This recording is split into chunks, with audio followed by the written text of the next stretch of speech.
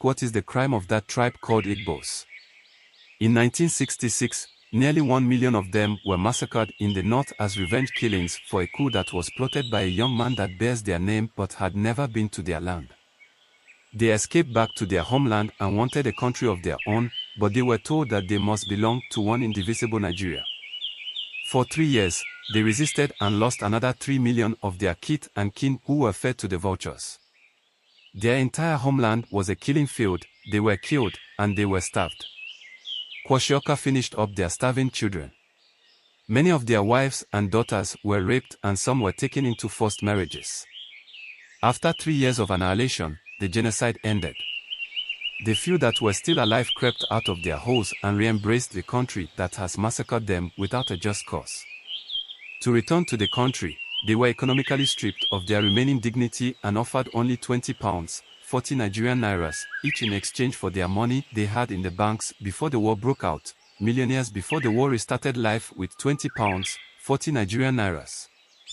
They did not complain, they accepted their fate and reintegrated with awe. Within a short while, the country embarked on an indigenization policy which enabled many of their southwestern, south-south and northern brothers to buy up major multinationals at a giveaway price, but with £20, 40 Nigerian nairas, in their pockets, they could only watch. Those that owned houses in the big cities lost their homes to the criminal policy of abandoned property, as enacted by some states aimed at committing official stealing. In the civil service, the policy of the quota system made it impossible for many of them to be accepted back into their former jobs. In trying to get a quality education for their children, the policy of giving admission to children from educationally disadvantaged states saw their children score so high at entrance exams but locked out from most of the federal government colleges and universities, even though they were coming from war and for 3 years did not have any functional school system, they were still categorized as educationally advantaged.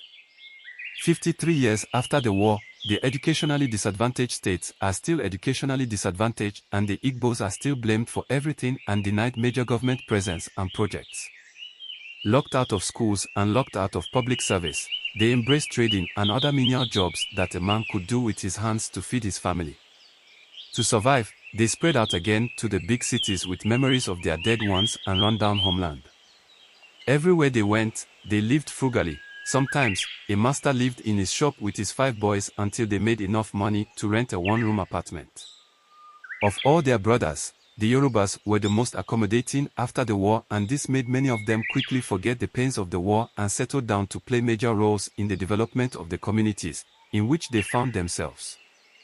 In their host communities, they never looked back in donating towards the building of schools, churches, and whatever was required. Some even married the daughters of their host and some took titles.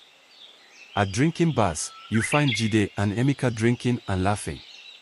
At school, you find Ibube and Bisola reading and playing together as best of friends. Soon, at the turn of the 90s, many of their town unions encouraged them to completely trust their host and join hands in opening up areas that were hitherto uninhabited, especially the swamps and the mangroves. They bought swamps and the term sand filling became popular. They bought thick mangrove forests and in mowing them down, they became Oswofia, and the money coming from them made their host happy because most of the places they bought and transformed had laid waste for years. With vigor, they negotiated for lands to build markets, cleared the lands and built the markets, and were happy to welcome state and local government tax and rate officials.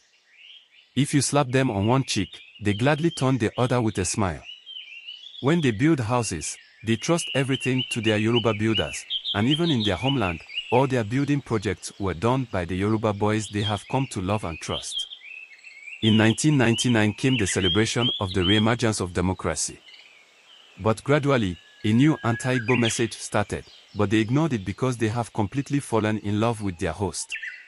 Someone wrote somewhere that in 1993, the Igbos voted Abiola against Tofa, who had an Igbo as vice president. In 1999, the Igbos voted for Obasanjo en bloc. Obasanjo is Yoruba. Obasanjo lost Yoruba land but scored 85% plus in Igbo land. In 2003, the Igbos voted for Obasanjo. Obasanjo scored 95% in some Igbo states. Obasanjo defeated Ojoku in Igbo land. In 2007, the Igbos voted for Irodua. Yerodua was Hausa Fulani. Yerodua scored his highest percentage of votes in Igbo land. In 2011, the Igbos voted for Jonathan. Jonathan is Ijaw. Jonathan scored 95% plus in Igbo land. In 2015, the Igbos voted for Jonathan. Jonathan scored a higher percentage in Igbo land than in the South-South region. In 2019, the Igbos voted for Atiku. Atiku is Fulani. Atiku scored a higher percentage in Anambra than Adamawa. In 2023, the Igbos voted for Obi. Obi is Igbo. Once the Igbos voted Obi, they became ethnic bigots.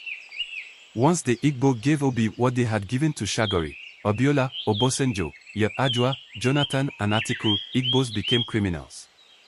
If nothing is being done, I smell another pogrom aimed at Igbos loading, and I can't see anyone stopping the genocidal messages spreading on many Southwest and other platforms.